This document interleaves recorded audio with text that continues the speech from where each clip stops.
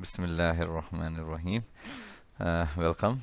Today we are going to discuss a very important topic, inflammation. There will be 3 lectures, and this one is the first of those 3 lectures. These are our objectives which we are going to cover during this lecture, and mainly it is going to be focusing the general process of inflammation and the acute inflammation, its vascular and cellular changes. Now, first of all, we need to really focus on what is inflammation. Inflammation is basically a protective response of the vascularized tissue to eliminate the cause of injury, something that is leading the tissues to get injured. Inflammation is responsible for protecting the tissues from further injury in order to eliminate the cause, any infection, any germ that is going to be causing that injury, as well as a result of that injury, any tissue which is dead or necrotic, the inflammation is responsible for removing that tissue so that the process of repair is enhanced. So remember, inflammation mainly is protective. Remember, it is protective. It is for the protection of our body. From what? From any cause of injury that leads to the tissue to get dead, and if there is dead necrotic tissue, inflammation is responsible for removing that dead necrotic tissue. And inflammation is a response of vascularized tissue, a tissue that involves the blood vessels. How the vessels react in inflammation, we are going to discuss that shortly. So there are 2 types of inflammation, acute inflammation and chronic inflammation. The acute inflammation is rapid in onset and is very short duration, maybe a few minutes to a few days. And chronic inflammation, on the other hand, is a longer duration, maybe weeks to days to weeks to even years, depending upon its cause. The acute inflammation, the predominant cell types are the neutrophils. And in case of the chronic inflammation, the main type of cells involved are the leukocytes. The lymphocyte, the main type of leukocytes involved are the lymphocytes, modified lymphocytes called plasma cells, as well as the macrophages. There is going to be accumulation of a lot of fluid, edema, and there is going to be a lot of plasma protein exudation. What is an exudation? We'll talk about that in the coming slide, but remember, the fluid, edema fluid produced in the acute inflammation has lots of proteins in it. While the chronic inflammation, mainly the type of the fluid is the edema is not that significant, and it's also less proteins there. But the main hallmark in chronic inflammation is that it is associated with the vascular proliferation and scarring. Vascular proliferation and scarring are basically involved in the tissue repair, because inflammation and repair goes side by side in chronic inflammation. We'll discuss that in the 3rd lecture of inflammation when we reach there. But for now, remember that the process of repair that involves the tissue, the vascular proliferation and tissue scarring, is very, very predominant in chronic inflammation. So here in this slide, we are looking at acute and chronic side by side. As I just told you, it's rapid. The chronic is long duration. Acute is a very short duration. Acute has edema, predominant edema, while in chronic there's not that much edema. But the tissue necrosis and repair are a hallmark in chronic inflammation. Neutrophils are the main cell types in acute inflammation, while lymphocytes and macrophages are the main cell types in chronic inflammation. Now let's talk about signs of inflammation. How do we detect an inflammation? If you look at this figure, you can clearly see there is an injury to the limb of a child, and you can clearly see some things. There is an injury there, dead tissue you can see. There is also swelling, there is redness there, and definitely if you're going to touch this red area, it is going to be warm. And also this kid will not be able to move his limb properly because of the pain associated with this injury. So have a look at these signs then, which I just described you just having looked at this picture.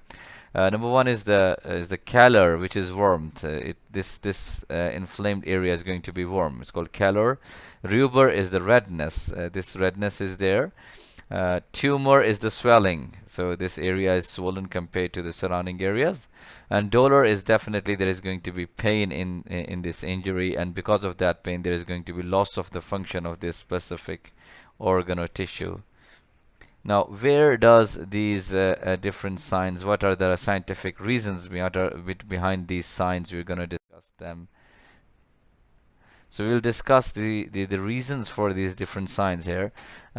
Calor and rubor, which is the redness and the heat in the inflammatory tissue.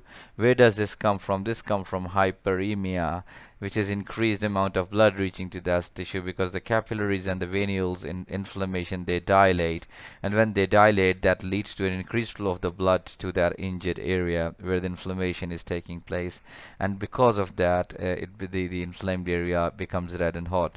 It is just like when we are standing in a very cold day on a bus stop waiting for the bus, and our hands are really cold, so we rub our hands with each other, and suddenly the hands become warm and they also become red, isn't it? Because rubbing causes vasodilatation, increases the blood flow to our hands. So similarly, in inflammation, there is dilatation of the capillaries and the venules, which leads to excessive blood reaching to that tissue and gives that tissue a red appearance and hot feeling.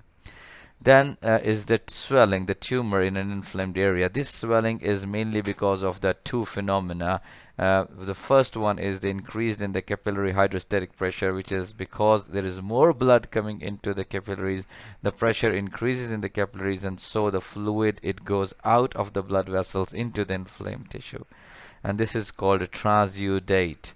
This is the first reason for the swelling, the first phenomena that occurs in inflammation that leads to swelling.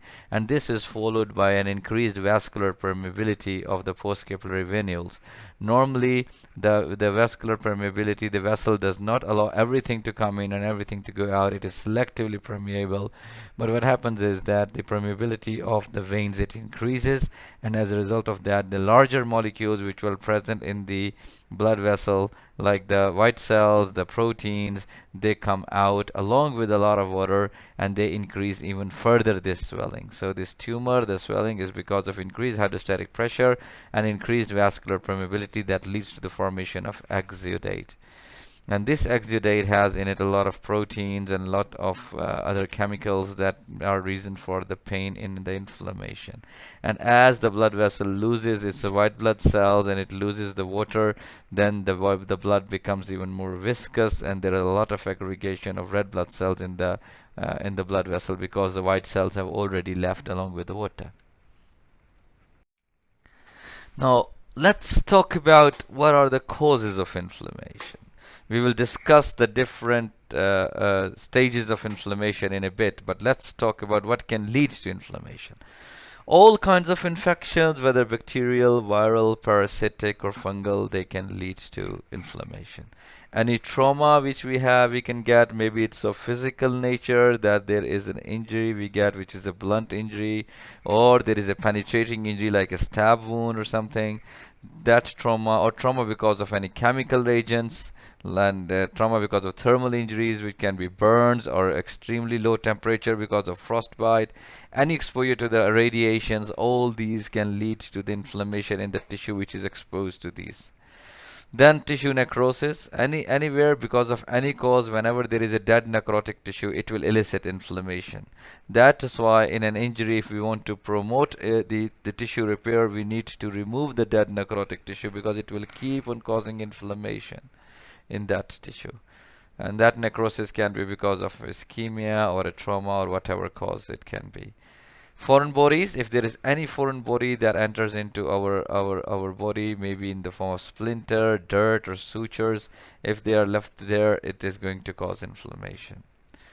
Immune reactions, in case of the hypersensitivity reactions against the environmental agents, like the allergic reactions, type 1 hypersensitivity. Or there can be an immune-mediated inflammatory, they are all called immune-mediated inflammatory diseases, and they are a feature of chronic inflammation. Autoimmune diseases, not just the hypersensitivity reactions to an allergen, but also autoimmune disease where our immune cells are reactive towards our own self-antigens, they also elicit inflammation. And this is a key feature of the chronic inflammation. Now we focus ourselves to acute inflammation. So far we know what is inflammation, we know what are its signs, we know why these signs are coming, we have discussed about the causes of inflammation, the two different types of inflammation.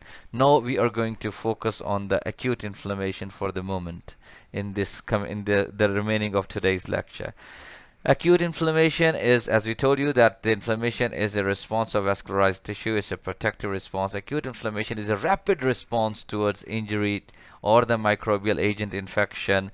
And what it does, it delivers the leukocytes and the plasma proteins to the site where there is an injury or where there is a microbial infection. The plasma proteins, they will produce the antibodies which are going to be coating the microbes before they are being killed by the phagocytes, as well as the leukocytes, the white blood cells. They are going to clear the invaders, they're going to kill the bacteria, they are going to do the phagocytosis and digest them, as well as if there is any tissue which is damaged, which is dead because of necrosis due to these infections or an injury, that dead necrotic tissue will be removed by the white blood cells. So remember, it's a very acute response, a very rapid response whenever we have an infection or dead necrotic tissue, so that the white cells and the plasma proteins, they are provided to that tissue, and the dead necrotic tissue is removed, or the bacteria are killed and they are digested and removed by the white blood cells. There are two main components of acute inflammation. One is the vascular component. There are certain changes that occur in the vessels, and the other one is the cellular component, that there are changes that occur in the blood cells during the inflammation. So we are going to see them separately. What happens to the vessels in acute inflammation and what happens to the cells. So in the vascular component, the first change is the vascularization with the alteration in the vessel caliber. The vessel diameter, it increases. There is vasodilatation of the vessels, and that leads to an increased blood flow into the inflamed area. It's a common sense that if the vessel is narrower, there is going to be less blood coming to the tissues. If the vessel becomes bigger, there is more blood that will come to the tissue, and that will lead to hyperemia. And this is followed by an increased vascular permeability, that the endothelial cells, they become permeable and they lead to an extra leakage of the fluid and the plasma proteins and the white cells from the blood vessels into the tissues. So remember, the vascular component is comprised of the vasodilatation and vascular increase in the vascular permeability. Then we come to the cellular component. The cellular component, it involves the immigration of the white blood cells from the microcirculation, and then it accumulates to the site of injury, because these white blood cells are running in the blood vessels. They are not running in the tissues. Although we have some macrophages residing in the tissues, but mainly the white blood cells, and especially the neutrophils, which are the main cells of acute inflammation, they are present within the blood vessel. And the cellular component involves the movement or migration of these cells from the blood vessel and then in towards the tissue where there is an infection or where there is a dead necrotic tissue. The principal cell type, as I already told you in acute inflammation, are the neutrophils.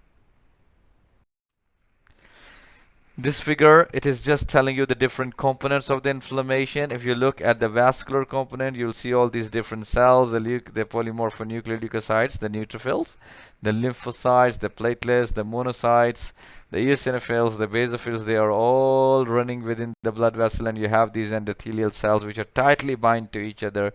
There is no gap between them, but in acute inflammation there will be gap formed. Then you see the mast cells, the fibroblasts, the macrophages, which are present within the tissues along with the connective tissue like collagen, elastic fibers, etc. So this connective tissue has a very, very important role to play in the repair process, and we're going to discuss that in detail in 2 lectures of the tissue repair. Now let's take each one of these events separately, the vascular events and the cellular events. Now, accumulation of the fluid in the extravascular space is called edema. So in the vascular events, they lead to the formation of edema. What happens in the early phase, as soon as the acute inflammation starts, the first change, as I told you, is the vasodilatation.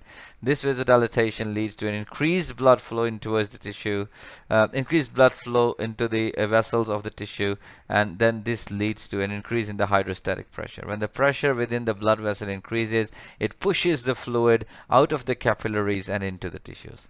And this fluid leads to the edema within the tissue, and this edema is called, type of edema is called transudate. This transudate is an ultrafiltrate of plasma which has mainly got the plasma fluid, but it has not got any of the proteins, maybe very little proteins. Now this vasodilatation, the early phase, is followed by a later phase that involves the increased vascular permeability. In this case, the endothelial cells, they separate from each other, they lead to form the gaps there, so the vessel become permeable. As a result, lots of fluids along with a lot of proteins and the white blood cells, they are lost from the blood vessel, and they go out into the tissues. And once these proteins are lost, you know, the proteins constitute the plasma colloidal osmotic pressure within the capillaries, and this pressure is responsible for keeping the fluid within the capillaries. But once these proteins are lost, the plasma colloidal osmotic pressure decreases in the blood vessel, but it increases in the interstitial tissue where these plasma proteins have gone, and this leads to a lot of fluid to come out of the blood vessel and go into the extravascular tissue. This leads to an increase in edema, which was already being formed because of the transudate, and now it becomes exudate because of the increased vascular permeability. Let's just compare these two together, exudate and transudate. Remember, the main reason for the formation of the transudate, which is in early phase of acute inflammation, is the increased hydrostatic pressure, which is because of vasodilatation. But in case of exudate, which is a later stage of the acute inflammation, the exudate is formed because of increased vascular permeability. There is a gap formation in the endothelium of the vessel, and that becomes permeable. The transudate, because there is just increased hydrostatic pressure that pushes the water out, it has a lot of fluid but very little protein. But exudate, because there is going to be increased vascular permeability, there are big gaps, and from those gaps, even the white blood cells as well as the bigger proteins, they can go out. So this is the edema fluid that is formed by increased vascular permeability that has in it a lot of proteins and the white blood cells. And because of this, there is a high specific gravity in the exudate compared to a low specific gravity in the transudate. Have a look at this figure. This is telling you the process of formation of the edema fluid, the exudation. Now, in the first step, which is the vasodilatation, you can clearly see that the vessel diameter has increased remarkably. So, as a result, a lot of blood is going to come in. It increases the hydrostatic pressure, and as a result, the fluid, the water, is going to go out. But then the endothelial cells, they also contract, they depart from each other, they lead to formation of gaps, and this is very common in the venules, and these gaps lead to a lot of water, plasma proteins, and the white blood cells to go out, leading to the formation of an exudate.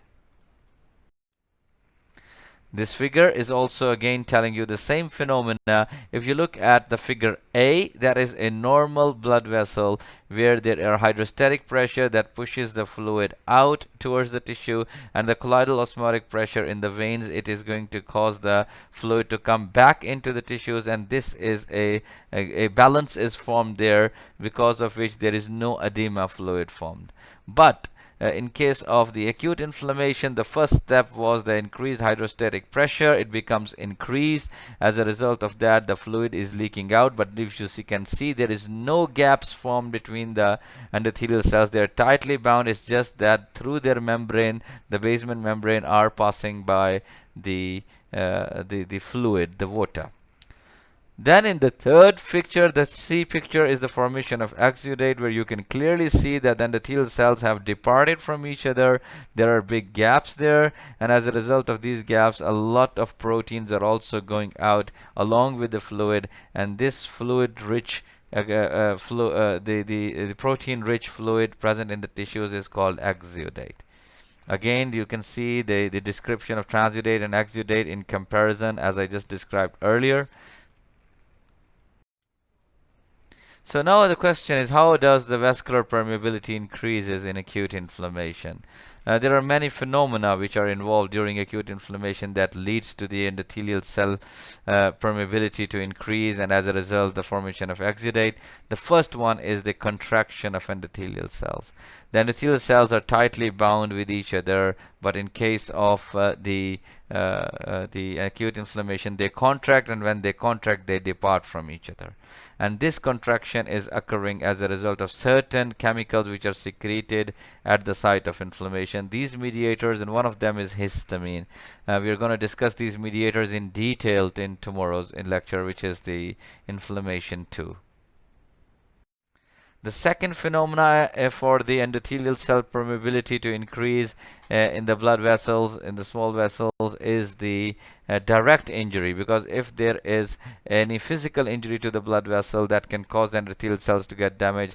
Even if there is an infection in the blood vessels and the bacteria are producing their toxins, they can also lead to endothelial cell damage. So any direct injury will cause the pores in the endothelial cells, and through these pores will come out the fluid and the proteins. And the third one is that in acute inflammation there is a recruitment of lots of inflammatory cells, and these inflammatory cells, when they have to come out, they will release their chemicals, the cytokines, and their enzymes, and these enzymes will also lead to the damage to the endothelium, and as a result there is going to be pores formed in the endothelial cells, through which the fluid and proteins will come out along with the white blood cells. Then there is another phenomena called transcytosis. In the cytoplasm there are many vacuoles present of the cytoplasm of the endothelial cells, and these vacuoles then merged together and they lead to the formation of a small channel that communicates the endothelial cell towards outside, and as a result of that, the white blood cells and the proteins and the fluid can pass through these little channels.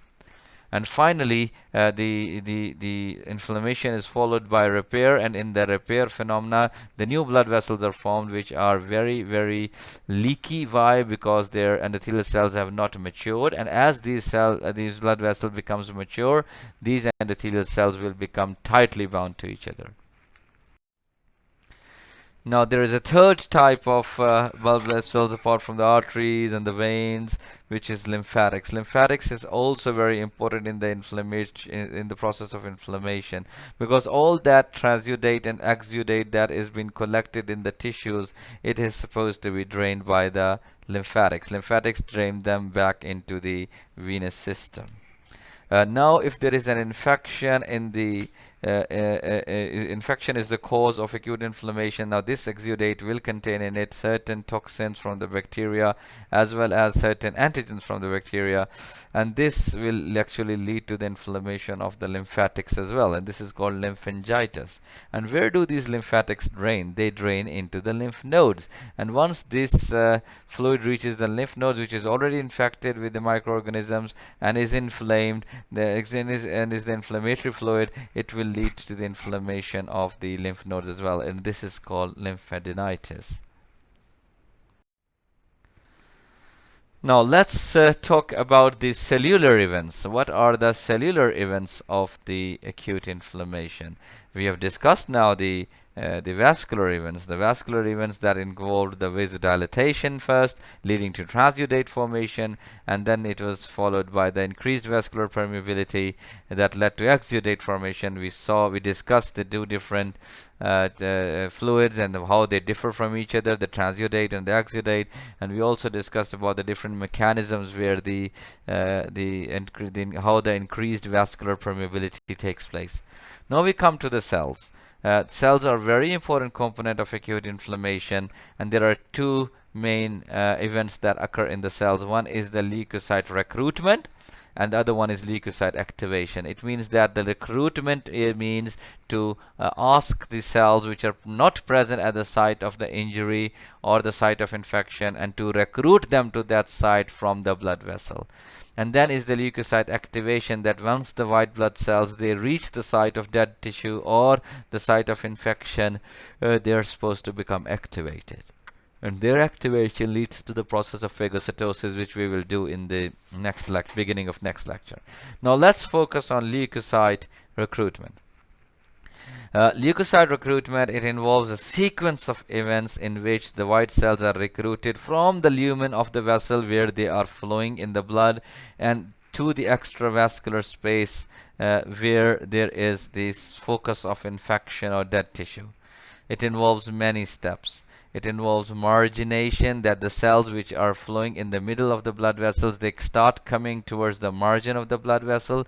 Usually the cells do not touch the endothelial cells, the white blood cells. Usually they are going in the central axial column, and there is plasma surrounding these cells. But in case of the acute inflammation, these cells will go towards the margin of the blood vessel, the endothelial cells on the inner side, which make the inner side of the blood vessel, and these cells will start to touch the endothelial cells. Then they roll along the vessel endothelial wall, and then they are rolling there. That means that they are trying, that the vessel wall is trying to catch them, but they are still loose catching, and the cells are rolling, and because there is weak adhesion to the endothelium. Finally, these rolling cells will get fixed to the endothelial cells because of the firm adhesions, and then they will become flat and make a pavement. That is the other change in the cells. And finally, these cells which are firmly adhered to the endothelium, they will migrate through the endothelial cell gaps, and then it is going to go into the extracellular tissue. Once they are in extravascular tissue, and once they enter into the extravascular tissue, then they have to reach the exact site where the infection is or where the dead necrotic tissue is, and they do that through the chemotactic stimulus. There are present the chemicals which are secreted at the site of the dead tissue, where the tissue has become dead because of any infection or any physical injury, or wherever there is a microbial agent causing an infection. There is going to be secretion of certain chemicals there which are going to guide the white blood cells which are already now present in the extravascular tissue to reach that specific part. I always give an example that it's just like if a fire broke up in one of the may Allah forbid, but if the fire breaks out in one of the lecture theaters, then we are going to recruit the fire station people to come and extinguish the fire, isn't it? So what will they do? We will recruit them. They will come out of their office, just like the blood vessels. They are going to come out of the blood vessel. The blood cells, they're going to come out of the blood vessel. And then these are going to reach the university, and that is just like the cells, they reach the tissue, and then within the university they have to reach Koshp and that specific room, isn't it? So similarly, the white cell have to come out of the blood vessel into the extravascular space, and then within the extravascular space, the tissue, the interstitial tissue, they have to reach the exact site where there is going to be the where there is going to be a dead necrotic tissue or there is an infection there. So these were the different changes, and now we are going to talk about these different changes in the cell one by one. One by one, we will discuss these changes. This figure is just showing you that the neutrophil was in the center, then it is marginating, then it becomes strongly adhered to the endothelium by pavementing, then it migrates through the interendothelial gap outside, and then it reaches the exact site where the bacteria were through the process of chemotaxis. And then finally the white cell is going to, which has come from the blood vessel now into the interstitial tissue, is going to phagocytose these bacteria. Let us now talk about each one of these steps of the recruitment of the leukocytes in detail. So the first one was margination and rolling. Normal blood flow, as I told you, is in the central axial column. There is going to be a central axis of the cells, the red blood cells, the platelets, the white blood cells. They are traveling in the center, and around them is the plasma. So within the blood vessel wall, the endothelial cells, they are not coming in touch with the blood cells, because their blood cells are in the center, and the endothelial cells are just being touched by the plasma which is surrounding these cells. Now what happens in acute inflammation, first of all, is that there is margination. Leukocytes, they try to go towards the periphery of the blood vessels, and because of the vasodilatation of the blood vessels, the speed of the blood flow is reduced and the amount of blood flow is increased, and that leads to stasis, and this stasis gives time to the leukocytes to move towards the periphery and start coming towards the endothelial cells, which make the wall of the blood vessel. Once they touch the blood vessel wall, they start to roll, and this is the process of rolling. These white blood cells, they get attached to the endothelial cell wall, but the attachment is very weak, so they tumble. They are still rolling over the blood vessel wall, and this is because of the weak or transient adhesions. It is not a firm adhesion, because had it been the firm adhesion, the white blood cell would just stop and get fixed just like with a glue, like with a super glue. But because this is weak adhesions, so these white blood cells, they are just rolling and tumbling over the endothelial cells.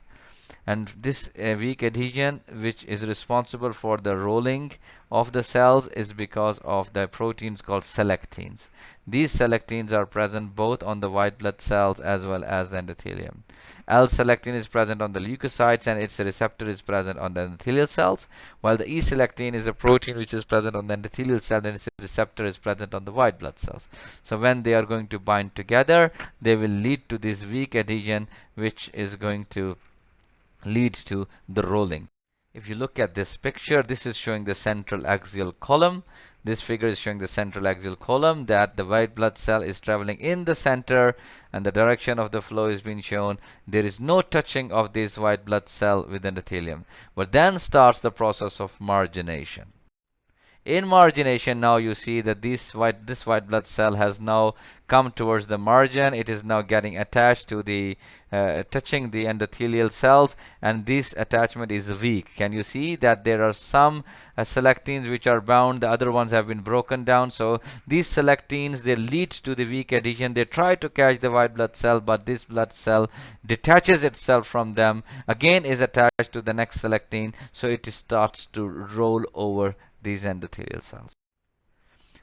This figure is showing you, this is a microscopic picture of the blood vessel in an acute inflammation, and you can clearly see that in the center of the blood vessel are all these red blood cells, these red cells, and in the endothelial cells are right in the periphery of the blood vessel, and there are lots of leukocytes in the periphery which are attaching to the endothelial cells.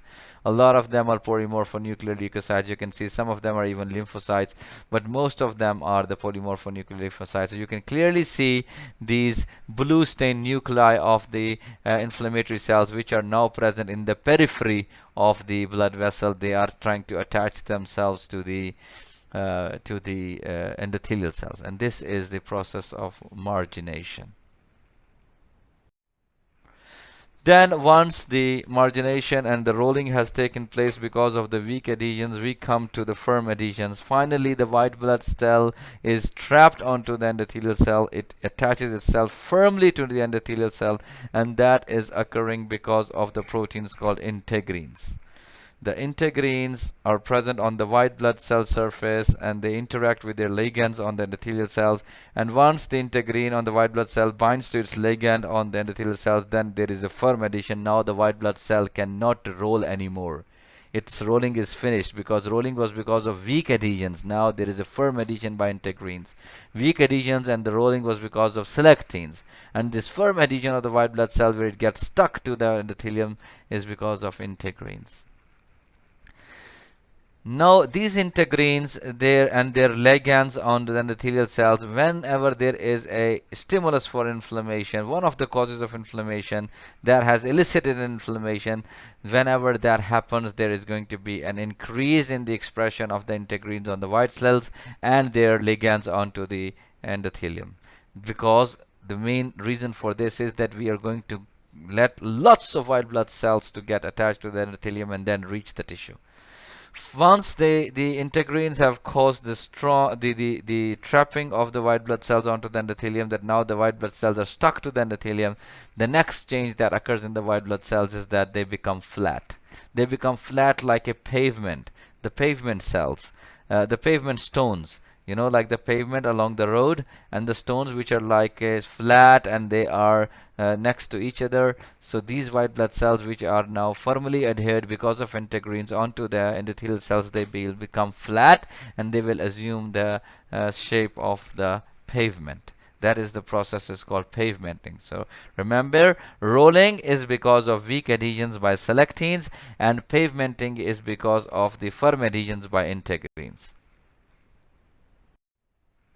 Now this figure is showing you the integrins which are firmly binding the white blood cell. You can see all that integrin present on the white blood cell is now bound to its ligand onto the endothelium, and now this white blood cell is unable to move. When it is unable to move, the next change that occurs to it is that it becomes flat and it makes the shape of a pavement stone. And then once the pavementing has been done and now the white blood cell is stuck to the endothelium, then the third step occurs, which is transmigration. Transmigration means that this leukocyte has to cross the endothelial cell and has to enter into the extravascular tissue, the interstitial tissue, and this occurs by the process of diapedesis. Diapedesis occurs when the white blood cell squeezes itself through the junction of the two endothelial cells, and for that it uses the molecule called PCAM, platelet endothelial cell adhesion molecule, which is present both on the white blood cells and the endothelial cells. How they use this PCAM to squeeze themselves through, I'm going to show you in a picture in the next coming slides. But once these cells, they attach to the PCAM and they try to come out of the endothelium, they have a hurdle, and the hurdle is the basement membrane. You know from your histology that all the cells, they are lying on a basement membrane, and so are the endothelial cells. So once by using the PCAM, the white cells, they squeeze through the gap between the two endothelial cells, but then comes in front of them this basement membrane. And how these cells break this basement membrane is that they produce a lot of, one of the main component of the basement membrane is the collagen.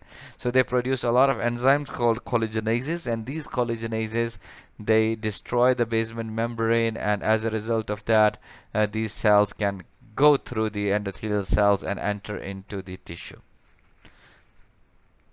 The leukocytes, they move by pseudopodia. You know, just like amoeba, you know from your biology, amoeba move by giving pseudopodia. Similarly, the leukocytes also produce pseudopodia. I'll show you in the coming slide.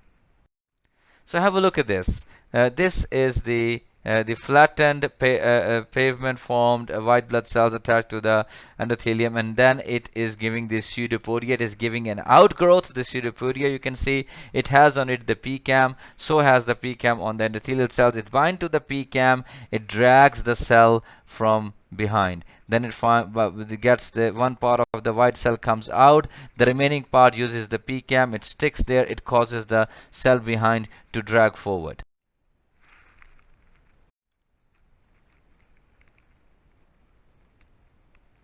Finally, the number 4 step is the chemotaxis. Chemotaxis, it involves the extravasation of the white blood cells, which have now chemotaxis is once the cells have extravasated, they have come out of the blood vessel and into the interstitial tissue. Then they have to reach the exact site of the injury where the cells are dead, and they have to reach the exact site of the focus of infection.